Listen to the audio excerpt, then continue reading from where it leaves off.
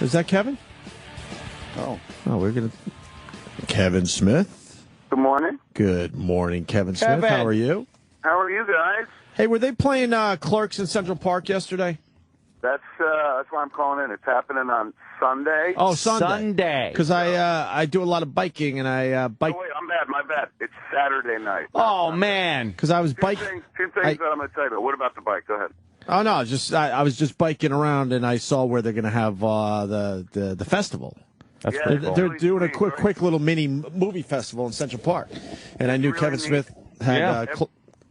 Every summer they do this festival in the park, and then they do this voting online to let you pick the last movie. And this year it was Clerks or Coming to America, and so folks voted up Clerks, and Clerks gets to play.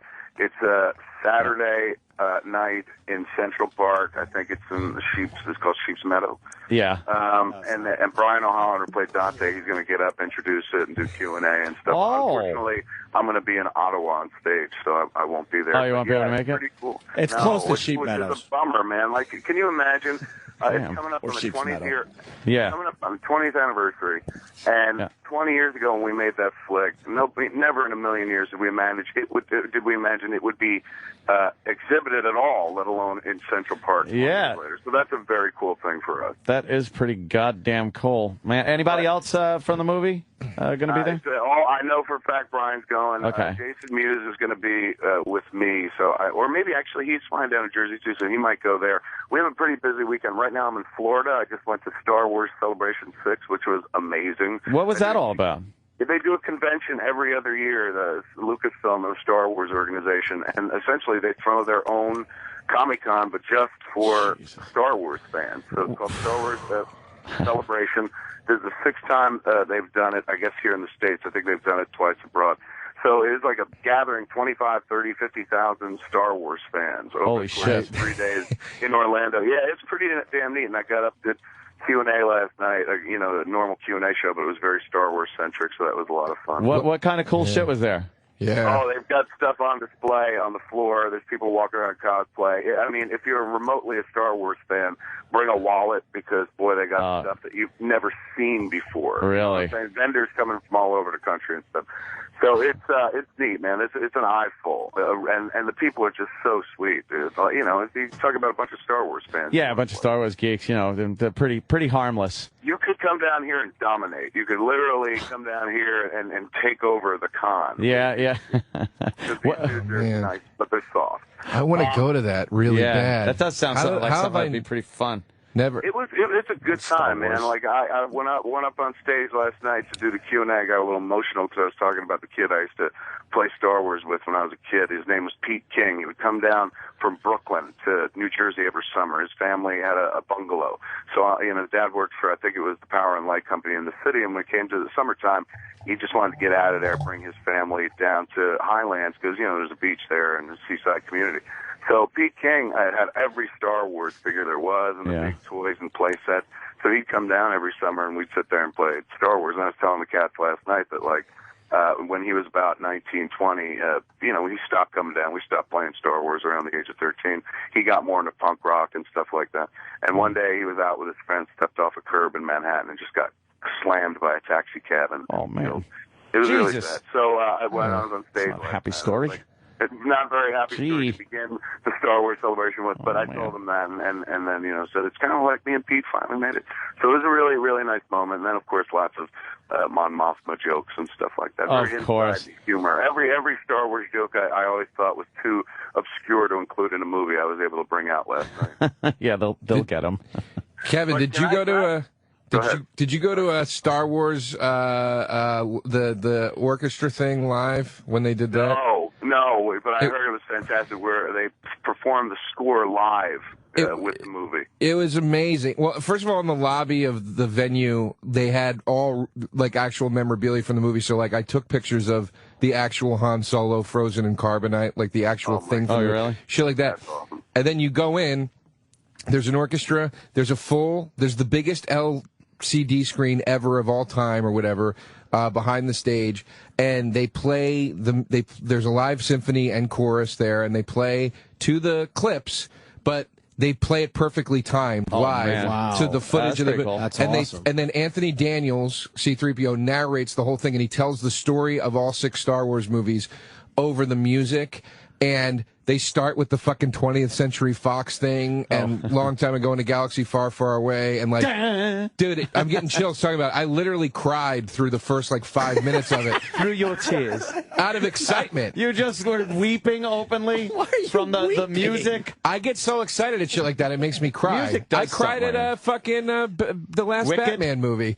That scene in Dark Knight Rises when the lights go out in that garage and that cop goes, "Oh, you're in for a show tonight, kid," and you're like, "Batman's coming back. He's coming back." Like I cried from that. Rosa. Good for you, That was Joe. not the moment. That wasn't the moment for me. The moment I started crying in Dark Knight was when he was flying away. Spoilers. He's flying away with the nuclear weapon, and it's him and in the bat by himself, and they're playing that like high pitched kid singing like Oh yeah, that. as he's sailing out, and I was like, they cut to a shot of him flying, and I got sad because I was like, man, oh man, like they'll never cut this guy a break. Now he's going to be killed by a nuclear weapon. Yeah. As we've all seen the movie, there's a bit of a different ending. in Yeah, Star but Wars. why can't they just have him dead? Because it's Batman. But come Batman, on. like part of the trick of Batman is like he's almost invulnerable. He's a human. Yeah. This is the double-sided coin of Batman. Everyone who likes him because they see themselves in Batman. Like he's got no superpowers. He's not from another planet. He's not supernatural. He's not a mutant. Here's a dude who just trained really hard, and he's got access to untold wealth. So because of that, he's a normal person who can become a superhero. So that's why people identify with Batman. But the odd thing is, you want Batman to be as invulnerable as Superman. Like he's unerringly correct, always in the right place at the right time, has the right thing to say, knows where to put his fist where a dude is about to attack him from nowhere. His fist comes up, takes him out. Everything about Batman has to be so incredibly calculated where even if he's facing down the smartest person in the world, he's like, I've already beat you 10 minutes ago, and then he explains how or something. So when you see, if you're watching that movie and you're like, you can't kill Batman, Batman can never die. Yeah. He actually gave fans the Batman ending that every Batman fan needs, which is like, oh, Batman would never die. Like, he found a way out of that plane. Even though the nuclear But blast that's radiated- why it would have been cool. No, you can't kill Batman. Yes, that's why it would have been It's cool. do you realize people will accept Batman. people will accept Jesus getting killed at the end of a movie before they'll accept Batman getting killed? Batman has to be more powerful than Jesus. True. Very true. So wait a second. So Saturday, there's that Central Park screening at Clerks, totally free. Anyone can go up to it and stuff. Sunday, I'm gonna give you a chance to come be on TV. We do that show Comic Book Men on AMC. Yep. Yeah. That's coming back. I just saw the first episode of the new season. It was fantastic. They cut it together. It'll be on in October. On Sunday, we're doing a signing for that book I wrote, Tough Shit, down at the Secret Stash in Red Bank, but we're shooting the whole thing for Comic Book Men. So everybody online, people coming up to the table, man, there's an opportunity for you to be on the actual show with us from 2 to 5 on Sunday. Come down to Red Bank for the signing and be on Comic Book Men with us. Yeah, and just going down to the shop is pretty goddamn cool. You got some great stuff down there. It is, Yeah. if you're into that stuff, you're remotely into the movies we made, there's props hanging up and whatnot. But if you're one of those people who's like, I should be on TV. If Fat Kev Smith's on TV and he's untalented, I too should be on television. Here is your absolute chance to do it.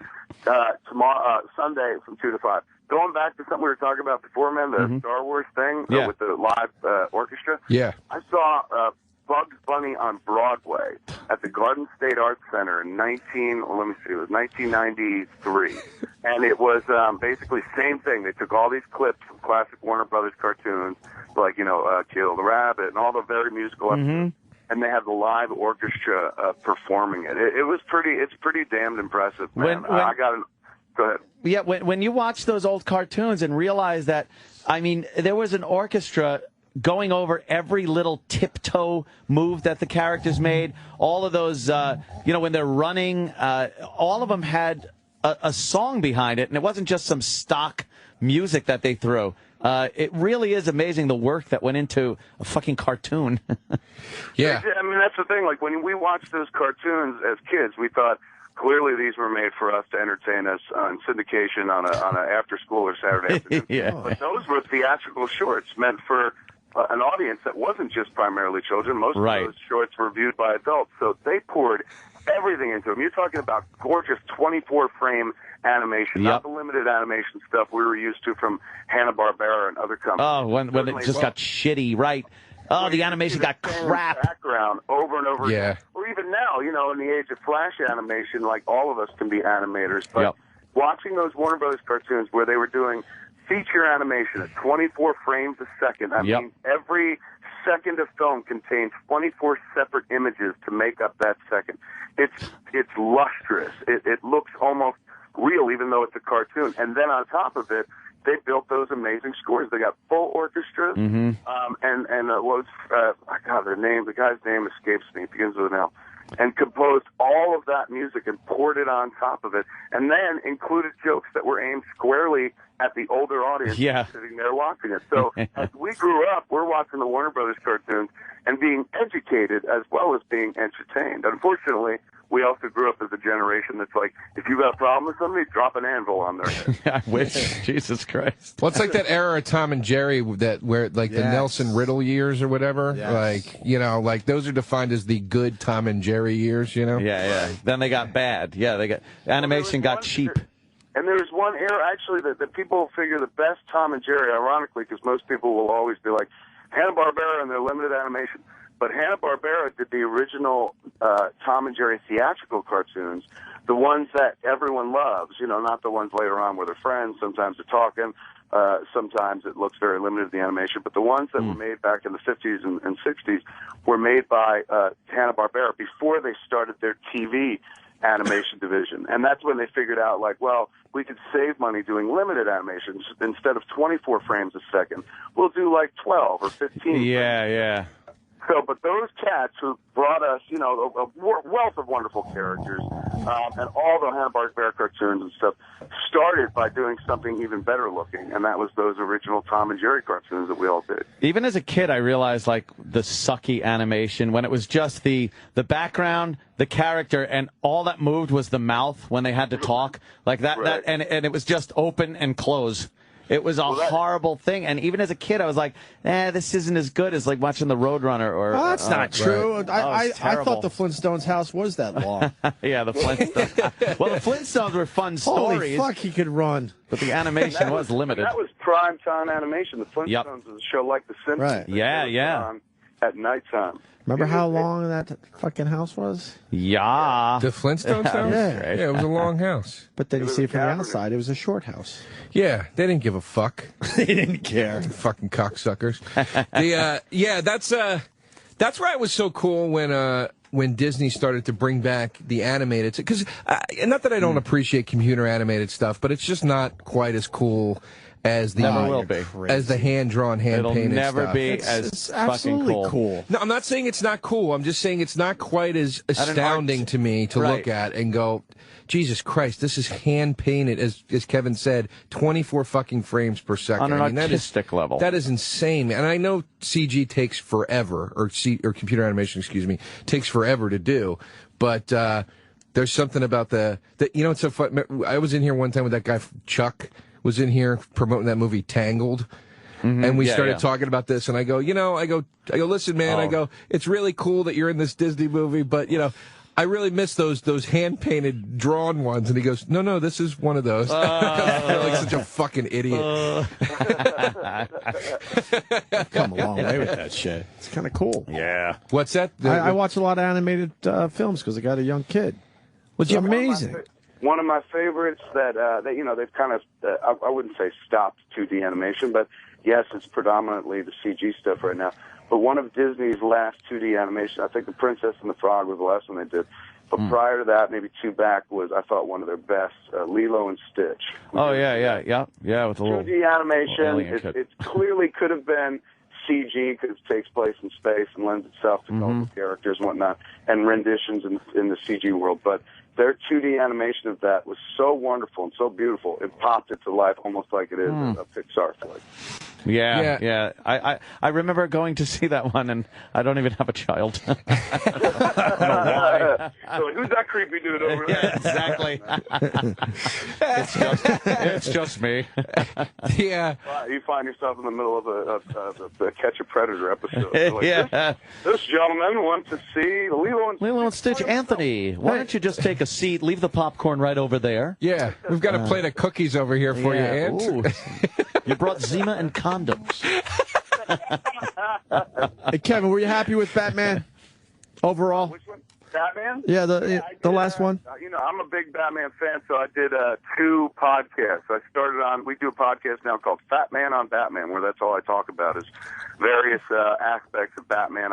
I've had a lot of people from the cartoon on recently, but I started there with a review, and then we continued the review over on the next episode of Smodcast. It was a 3-hour podcast. I'm not even lying. I'm a little ashamed to say it, but the second episode is literally me telling my friend Scott Mosier the entire movie from end to end, and with almost insane stoner-like detail. Having seen it only 3 times at that point, I literally reiterate the entire movie to Scott. He still hasn't seen it. He's like, there's no point in seeing it. What you told me is so much better than anything I could ever. How many times have you seen it now? I saw it 3 on opening weekend. I saw it Thursday night before the troubles happened in Colorado. I saw it the next day on Friday with my wife when we were doing the show Spoilers. And she wasn't even going to go, but she got real indignant about the Colorado thing. And she's like, fuck terrorism. We're going to the movies, even though she didn't want to go. I thought that was kind of brave. And then on the next day, I took my kid to go see it. So I saw it all 3. I saw it the Thursday, Friday, and Saturday on opening weekend.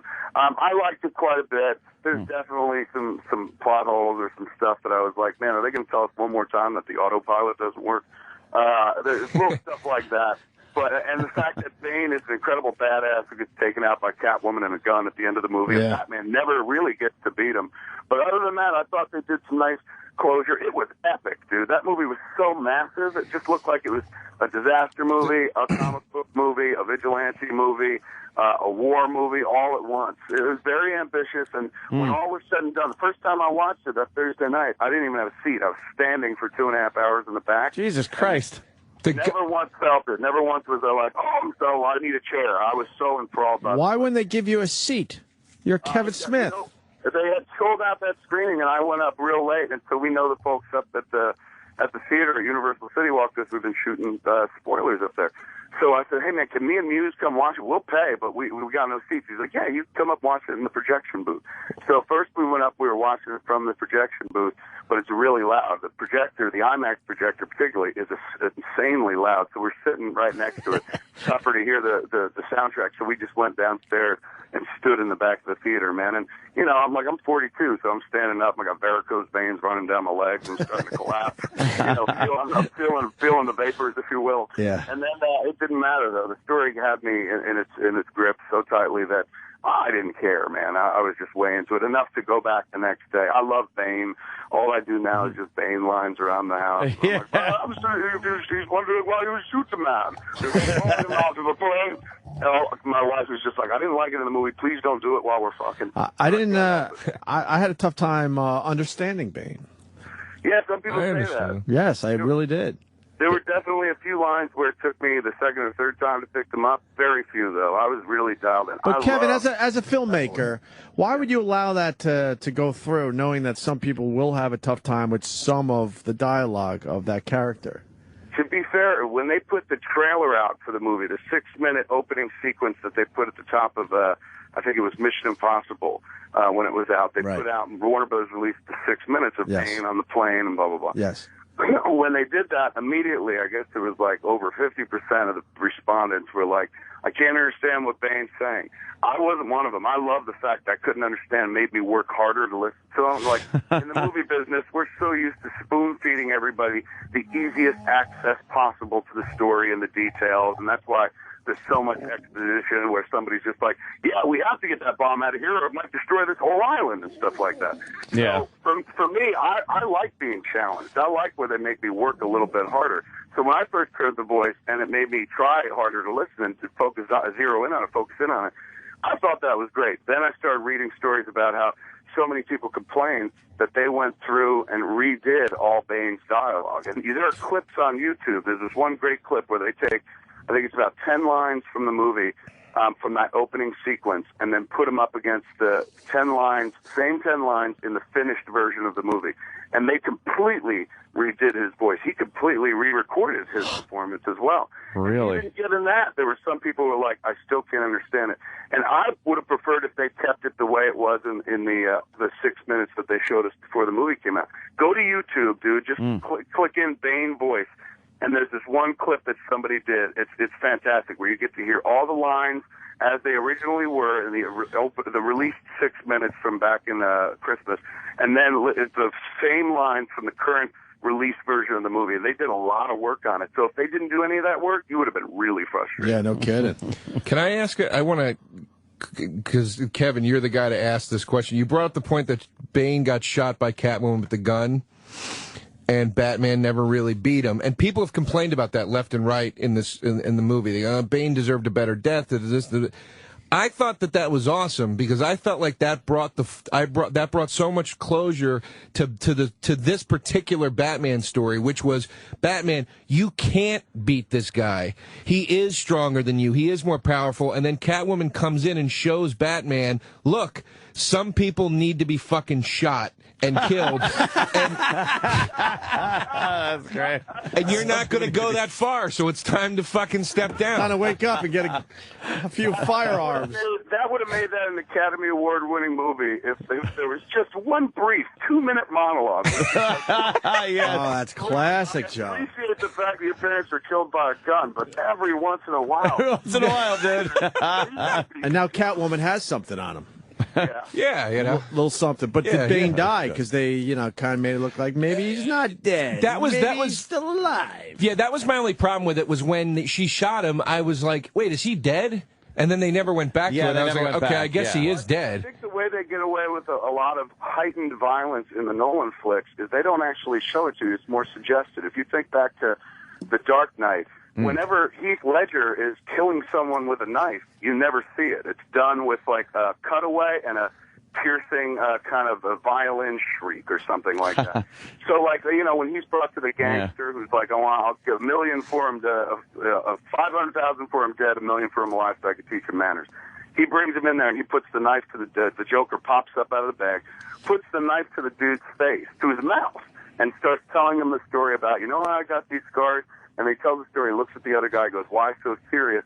And then he quick does a movement to cut, and they cut from behind, and the dude drops to the floor. Now, logically speaking, he had a knife in his mouth. If you cut some dude's mouth with a knife, he ain't gonna die. He'll drop to the ground and start screaming and stuff. But in this movie, it's represented as him literally being dead. He drops him to the floor. He's no longer a threat whatsoever. They did that a few times in the movie. Every time he starts using a knife, there's no blood in evidence, so you get away with it. Same thing with shooting Bane, man. They shoot him with 2 rockets, but there's no blood or anything, so it's a pretty horrible death. But at the same time, you're like, I'm sorry, did he die? Because I see no evidence of blood. Right. I don't even think they show his dead body. Like, he gets thrown. I mean, I only saw it once, but he gets thrown back when he gets shot. Yeah, and then the room. Yeah, he's just like in a wall or something. Right? He hit the wall and he slumped on the floor. Yeah. But that confused what you just said about the knife thing, the knife scene in Dark Knight when he kills Gamble. Like, that confused me too. I remember seeing that in the theater and being like, "What the fuck just happened? Did he just kill that guy?" Or like it was confusing. And if he killed him, did he kill him by cutting his cheek open? Like, that would hurt. Yeah, it would hurt. That would suck. Unattended for hours, you will definitely bleed out, but in that moment, you wouldn't suddenly be like, I'm dead, like a video game character, just dropping to the floor. Right, yeah. And even if he moved it from the dude's mouth quickly down to his throat, I mean, I've never had my throat slit, but anytime you see someone get their throat slit in a movie, it usually takes them a little bit to die. So you make gurgle. Yeah, they gurgle a little. It goes down. Yeah, there's a little bit of gurgle. Gurgle. Yeah, it's a good point about the... we could sit here and pick a point, minor stuff about Dark Knight that bummed me out, but overall, just it was so big, dude. And they treated Batman, with the exception of the first half hour where Batman's like, I don't want to be Batman anymore, which is something you would never do. They treated Batman with absolute respect, I thought, and kind of gave him a nice closure, nice ending. What did you think about Batman? I mean, Batman's always been known for using gadgets and using his money to purchase and make and invent these gadgets to use on his arch nemesis. But I felt like all Batman did with Bane was try to throw fists at him the whole movie, and I kind of thought that was a little lame. People Yeah, can... well, he had gadgets, right? But the gadgets were kind of like... And another thing I thought that was kind of lame about it was that he tries to throw that magic drug powder in Bane's face. Like, you should know he's from the League of Shadows. It's not going to work, dude. Yeah, but people... Like, theatricality and deception. People complain about the gadget thing, and my whole response to that was they showed the gadgets in the first movie. They showed more of them in the second movie. Nolan is clearly a filmmaker that was like, we've been there. We don't need to retrace this right now. This is an emotional, personal story about Batman. But they're pitching Bane as this superhuman guy. Like, he's got this apparatus strapped to his face that's pumping him with super juice. And then Batman shows up with a bum leg, and instead of doing anything, instead of using his cunning or gadgets, he just throws his meaty fists at Bane. The thing I didn't get was they showed you that leg thing he gets put on where he kicks through like the cement thing. I'm like, why didn't he use that to kick through Bane's fucking face? Yeah. Yeah. There's definitely some issues with The Dark Knight Rises. There's some holes. The leg brace was something I had a hard time with too, where I'm like, and it's weird because you got a movie about these people who are like, we have a clean energy device, which we've somehow turned into a bomb. Well, how about the fact that the entire Gotham police force is underground for like a month and nobody has facial hair when they come out? The movie... That's a good one. The movie did walk some weird mixed line between the right and the left politically, where it was like, look, you lefties, your fucking clean air device is evil, see? And then there was the Wall Street commentary. I was like, I don't know which side Christopher Nolan is on right now. It was kind of like, like in the issues that debate amongst all you mere mortals, the only thing that matters is Batman. Yeah, I got to agree with him on that one. I liked the movie. I thought I loved the action. It was huge. To see it on the big IMAX screen was amazing. Let's not forget about Anne Hathaway too. She looked great in that little cat fucking. I thought she did a great job. Absolutely, yeah. she was gorgeous too. They were saying she's not Michelle Pfeiffer, but I was like, well, Michelle Pfeiffer did great, but really think about that Catwoman in Batman Returns. Like, that's not even close. Not even. Catwoman in the comics. Like, I think Anne Hathaway was better. Yeah, but that's not saying so much, though. One of my best friends that I grew up with is Anne Hathaway's first cousin. And he came out to a show the other night, and I was talking to him, and just in the middle of the conversation, I go, oh, by the way, your cousin was the best Catwoman ever. And he was like, I know, wasn't she great? She was really good. Like, but it's funny watching a guy talk about some naked literally saying, like, it's my cousin playing Catwoman. But she was the best. Michelle Pfeiffer was good. But the fucking origin of that, we talked about that last time, where the cat's biting her fingers made her Catwoman. Go fuck yourself. All of a sudden, she's like, I've been licked by zombie cats. I am Catwoman. Yeah, that was stupid. That had nothing to do with the comics whatsoever. No. So by that alone, Anne Hathaway's Catwoman, I thought, was a massive improvement in backstory, but just in terms of performance. Like, I'm not the world's biggest Anne Hathaway fan, but I thought she was really good in the flick. Yeah, definitely. There are a lot of people on Twitter. I kid you not. This movie came out 1 month and 4 days ago. I'm getting blown up on Twitter with people going, you jackasses are spoiling the movie. Oh, I know. I'm seeing it here, too. A lot of people are pissed off. The movie's spoilers. At least a month old now, right? The movie, it came out July 20th. It's now August 24th. Oh, yeah, that's their fault then. That's plenty of time. Like, if you haven't been involved, it would be like, you can't talk about Avengers yet. Spoilers. Hey, man, it happened. Yeah, stop. Kevin, we absolutely have to go. But what do you got going on? Give us one more time. On Saturday, if you're anywhere near Manhattan, right near New York City, you come up, see Clerks projected on the big screen for free in Central Park.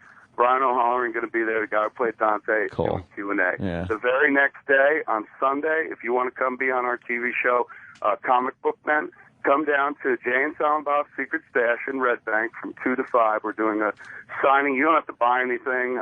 People come in, just have stuff tagged or whatever. Bring your books if you've already bought them, the tough shit books. And we're going to do a signing from 2 to 5 on Sunday and shoot that for the TV show. So not only can you get your craft signed, you might be on TV with the Comic Book Men. Very cool, Kevin. Always a pleasure, sir. Yes, Always Kevin Smith. Thanks, man. And we'll talk to you soon. Great talking to you guys. Love talking Batman this early in the morning. Yeah, right. Absolutely. Thanks, guys. Cool, man. Take it easy, Kevin. And, of course, that Kevin Smith on Twitter.